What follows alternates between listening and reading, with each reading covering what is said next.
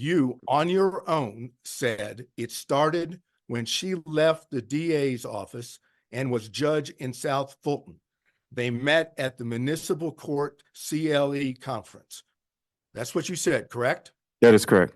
Now, it's your testimony, at least so far, that when you on your own gave those two statements in the text, that you were merely speculating and did not have that knowledge from Mr. Wade. Is that your testimony under oath? Yes, that's what I testified to. Yes, sir. So you on your own came up with the whole notion that it started when she left the DA's office and was judge in South Fulton. That's, according to you, that's speculation on your part, correct? Objection. Overruled. Answer the question, Mr. Bradley. Yes, that's speculation on my part. Yes. Right. It had nothing to do with what Mr. Wade had told you, correct? I answered your question. I was speculating to the answer. That is correct. So maybe you can tell the court in your own words, why in the heck would you speculate in this text message and say that it started when she left the DA's office and was a judge in South Fulton? Why would you speculate and say that in a text? I knew they had met at the municipal court conference. How do you know that? I'll stop you right there. How did you know that? I answered that I'm asking knew you that. now. I knew Sir, that because I'm asking you questions and you are in a situation where you get to give answers. I'm asking you, how did you know that? How did I know when they met? Somebody told you that, right? When they met? Yeah. Yes, correct. Who told you? Mr. Wade told me when they met. So you had more than one conversation about the relationship between Mr. Wade and Miss Willis because he told you where he met her. Ooh, my God. What did we just watch? You guys, listen, that testimony by Bradley was off the chain. There's so much information, so much to unpack. And what do we know? At the end of the day, you guys, listen, Bradley put the nail in the coffin of not just Wade, but also Willis, you guys. He's buried them. And these attorneys on Trump's side, they completely barbecued Bradley's ass on the stand. Rightfully so. He deserved it, you guys. But listen, there's so much to unpack from his testimony. One, Bradley can't be trusted as a friend, right? We know that right now. His new name should be Terrance Judas Bradley, because that knife that he put in Wade's back is, woo, he didn't see it coming. You know, and people are confused, like, what the hell is going on, right? Bradley's talking all this. You guys, it was so bad when Sadal got to him on the stand and started he dug his teeth right into him. It was game over, right? Bradley was huffing and puffing on the stand. He was begging for water. He was sweating all across his face. He looked like he wanted to let it go, you guys. It got so bad at one point. Bradley was like, Your Honor, it's been 2 hours. Can I get a break? You know, I said, nah, get that boy a cigarette and Ultimate Feast at Red Lobster. He needs it. Put this man, someone need to watch him on the way to the bathroom just in case he tries something funny, right? This was so crazy, you guys, so crazy. I'm going to show you some clips from the testimony. And listen, let me give you my thoughts, though, because a couple things got exposed. One, that Bradley knew a lot. Two, he admitted that their relationship between Willis and Wade started way before Wade was appointed, right? And people are asking, why is Bradley giving this information to Miss Merchant, right? Because, again, you guys, Bradley comes off as the guy who is mad. He wants revenge. He's mad that he's not a part of the partnership with Wade, you know, because he has some questionable incidents that happened or whatever. I don't know. They brought it up about some maybe possible sexual assault or something like that, allegations of. And it seems like he's salty. It seems like this was his way of revenge, right? Getting revenge back on Wade. So he cooperated with Miss Merchant, knowing that Miss Merchant is representing Trump's team, right? Well, she's representing Trump. So he cooperated. He gave her all the business via text message, right? She even sent and emailed him a memo for him to approve and say like, hey, this is what we talked about. I gave it 2 thumbs up. He sent it back to her. You guys, now that he gets on the stand, he's like, I don't know what she wanted that information for. I don't know what was going on. All of a sudden, he can't recollect. All of a sudden, he don't remember text messages that he had with Miss Merchant as he was telling all the business. You guys, this was a masterclass performance from the defense team. Why would you speculate that that's when they started the relationship? What would cause you to put that down as speculation? I don't recall, but why I thought that it started at that time. But I do recall that he only met her, and I testified to that he met her at that conference, which was in 2019. You knew that Ashley Merchant represented a defendant in this case when you were text messaging with her, correct?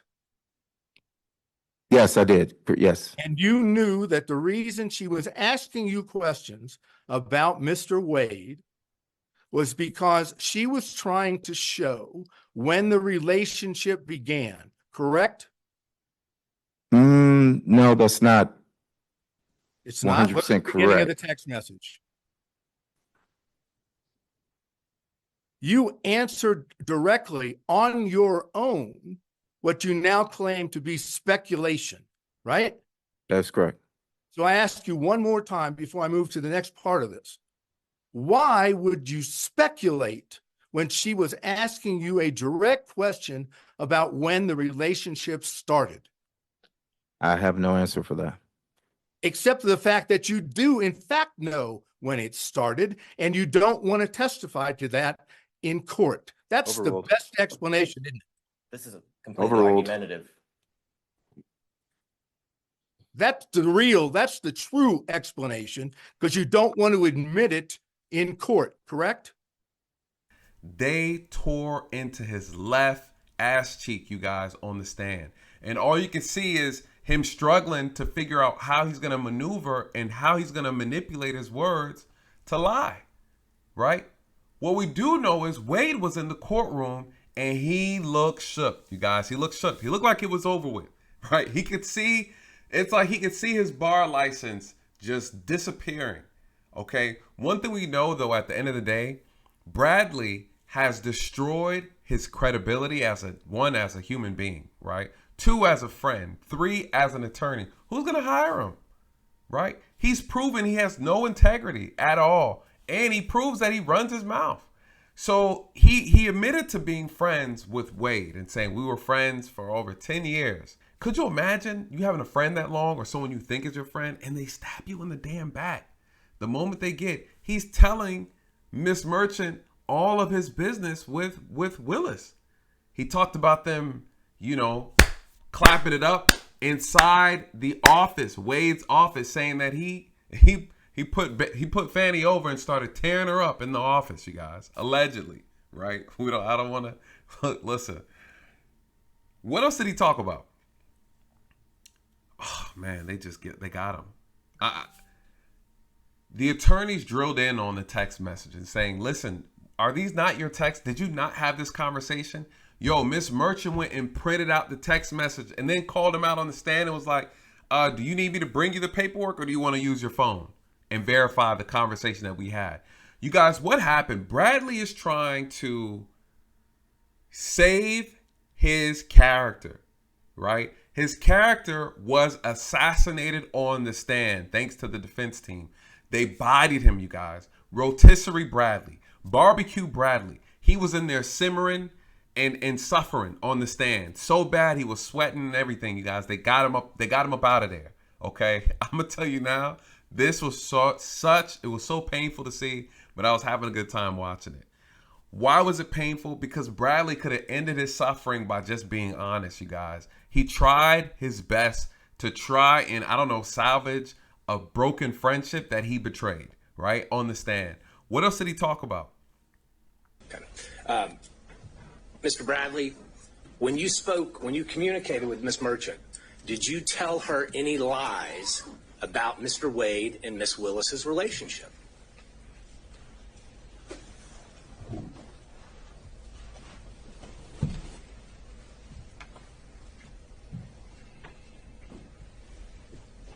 Did I lie to Miss? That's a simple question, Mr. Bradley. You're a lawyer. Did you lie to Miss Merchant when you told her facts about Mr. Wade and Miss Willis's relationship?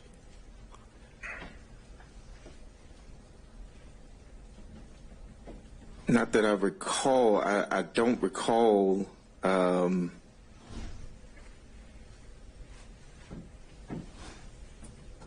I mentioned earlier that I speculated on some things. I've testified to what I did know, so I can't recall whether or not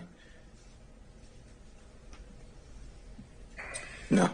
Mr. Bradley, speculation is kind of a weaselly lawyer word. Let's speak truth here. You're under oath. Argumentative at this point, Your Honor. Not asking relevant questions. Mr. Let's Bradley. find a question, Mr. Rice.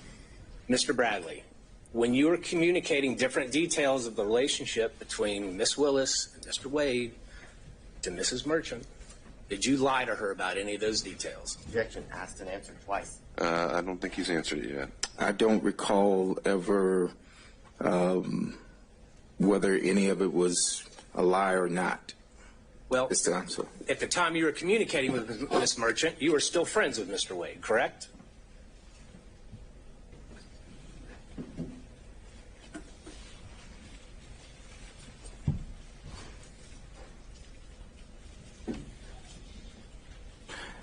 yes, And at the time you were communicating with Miss Merchant, you knew that she was talking to you in her role and capacity as an attorney in this case, correct? correct.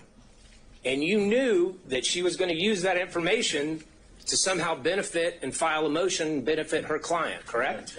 I did not know that. Okay, So see. I did not. Oh, I'm sorry. So as an attorney yourself, you are testifying here under oath that you had no idea what Miss Merchant was going to do with all the details that you were giving her about Wade and Willis's relationship. I thought the attorney was genius, right? They bring up the memo that Miss Merchant had emailed them. And the memo is like, hey, this is what it's about, right? Like, we're trying to get information from you to disqualify Wade and Willis. Bradley acted like he didn't know why Merchant was asking him these questions. Well, the attorney was like, the heading of the memo, you read it, right? He's like, yeah, I read it. He said, so you know exactly what the memo is for, right? Yeah, I knew what it was for. You guys, it's like, at one moment, he's like, I don't know anything. And then the next minute, he's like, okay, I remember. They nailed him to the wall. And along with them nailing him to the wall, they also nailed his bar license, you guys, along with his integrity. Gone. Absolutely gone. This was a scene out of Scandal, you guys. It was a shit show. A circus embarrassment. Bradley looks bad. He looks bad. He's done, you guys. He's done. Roasted. They scorched earth his ass on the stand. It looks bad. The other piece, when the attorney was talking about, he started another attorney, I can't remember the names, but thought it was genius how he kind of wiggled this in here. He was talking about friendship and the power of friendship. He said, hey, are you guys friends? He's like, yeah, me and Wade are friends. Okay, you guys are still friends? Yeah, we're still friends. He was like, okay, were you guys still friends when you were betraying him and giving information and secrets to Miss Merchant? Were you guys still friends? Listen, Bradley took a 2-minute pause on the stand. How do you answer that? Essentially, the attorney's like, listen, before you betrayed your best friend, were you guys friends during that time? Bradley had his head down, you guys, and he's like, all you can hear is and you hear him. It's a sigh. It's like a reflection of, man, this looks really bad. The attorney simply put a mirror up in front of him. And you guys, when he answered that question, he's like, yeah, we were still friends. Judas. The Judas effect. as a normal course of your relationships with your friends, do you pass on lies about your friends?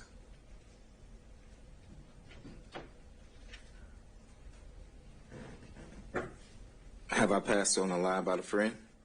Is that what you're asking? Is that something you normally do, Mr. Bradley? Do you tell lies about your friends? Have I told lies about friends? I could have. I don't know. Do you tell lies about your friends about a case of national importance? Objection, that's took. All right, overruled. I could have. I don't know.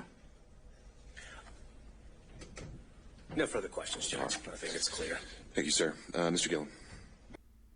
Lastly, one of the most impactful, I guess you would say, piece of the testimony was when Miss Merchant nailed him to a statement that he actually texted her directly. You guys, mind you, these were conversations that they had, some via phone, via email, but the most incriminating was the one through in the text messages. You guys, why? He was cooperating. He wanted to cooperate. He wanted to sabotage. He wanted to overthrow. He wanted to disqualify Wade and Willis. That's why he was working with them. He just didn't want nobody to know, you guys. That's what this is all about, right? He's trying to pretend like he wants to salvage their relationship. It's over with, right? It's over with. He told Miss Merchant directly via text message that he knew exactly when their relationship started. He said it started when she was a judge in South Fulton, right? That's what he said. He said that's when their relationship started. And then he lies and says that when he was questioned about it, he's like, that was me speculating. I don't know for a fact, right? Then another attorney came up and said, listen, dude, you're a lawyer, right? You're an attorney. Stop with the bullshit. Stop acting like you don't know how to give an answer. Stop acting like you don't know the difference between yes or no. I ask you a question. You say yes or no. You guys, they owned his ass on the stand. They owned him. They owned him, and it was crazy. Masterclass performance. These guys tore into him, you guys. You could see him sitting in the chair and his sphincter just sucking up the fabric from his pants. You could see him sweating, like he was struggling, you guys. He was struggling. At one point, it was just like, dude, just tell the truth, right? Just let it go. It's okay, right? It's okay. We're going to hug you afterwards. You don't have, after that, upon information and belief, Willis and Wade met while both were serving as magistrate judges and began a romantic relationship at that time. I apologize. It goes to the next page. I apologize. No problem. Just Yes. want to make sure that. No. I see that now. Yes. All right. So that's what I just read is exactly what Ms. Merchant said to you in the text, right? Yes, that was in the text. Is it accurate upon further information? Yes, that's there. And Yes. again, since you have told us that you were speculating when you gave the answer that we went over with previously, on this one, you don't say, I don't know. You simply correct her by saying no, municipal court, right? Yes, so she asked, was it accurate? And I said it wasn't accurate. No, it wasn't accurate. It was municipal court. Right. And when you said it wasn't accurate, it was municipal court, didn't say, no, that's not accurate. They didn't start a romantic relationship at that time, correct? No, but I was referring to the municipal court. No, it wasn't accurate as it applied to I was answering the no municipal court, meaning when she said, is that accurate, it was to the municipal court and not magistrate court. Okay. But you didn't say that the rest of what she asked you was accurate. You didn't say, no, that's inaccurate. That's not true. That's not accurate. You simply said the only thing that wasn't accurate was municipal court should be there instead of magistrate, right? He tried to lie and say it was speculation, right? And then the attorney caught him. One of the attorneys were like, but hold on, how's it speculation? When in the same conversation, you ended up correcting Miss Merchant about what court it took place in, right? And so again, you're providing correction, meaning that this is not speculation. This is personal knowledge. And that's what they honed in on that. Bradley, this was personal knowledge. You can lie and talk about speculation, but your level of confidence when you were replying to these messages was not of someone who didn't know, because you would have just said you didn't know, right? You're an intelligent, articulate, right, educated man who's an attorney, and you know exactly what's going on. And if you didn't know, you would have said you didn't know. You weren't speculating. Then they asked, oh man, this is genius. Have you ever lied to your friends before? Do you lie to your friends? Oh my gosh, they buried him, you guys. This was phenomenal. This was phenomenal. Class act performance. They did an amazing job. Bradley, bless your heart, brother. You're out of here, okay?